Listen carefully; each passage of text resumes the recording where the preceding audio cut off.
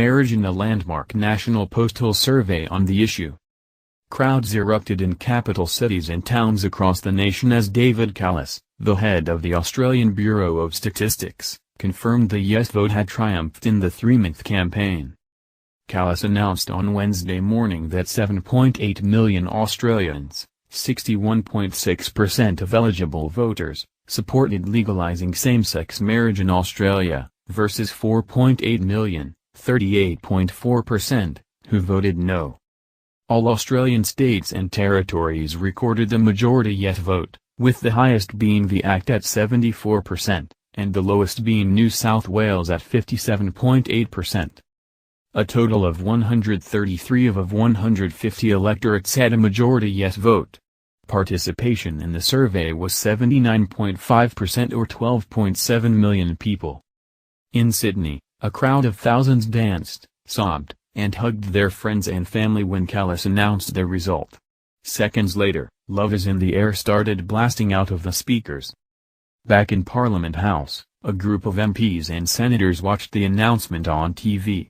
Penny Wong, who has 2 children with her partner Sophia Luich, buried her face in her hands, crying, seconds after the result came down. Tim Wilson also watched on with his partner, Ryan Bolger, who he has been engaged to for 7 years.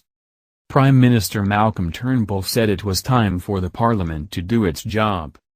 "Now it is up to us, here in the Parliament of Australia to get on with it, to get on with the job the Australian people have tasked us to do, and get this done. This year.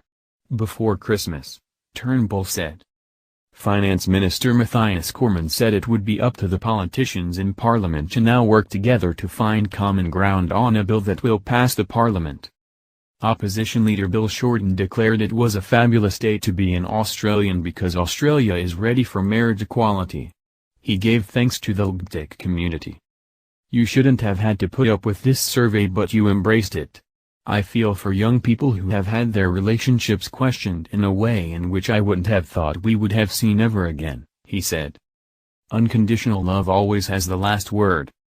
The result does not automatically legalize same-sex marriage, but means the government will allow a vote on a private member's bill in the Parliament, a crucial step towards legislation.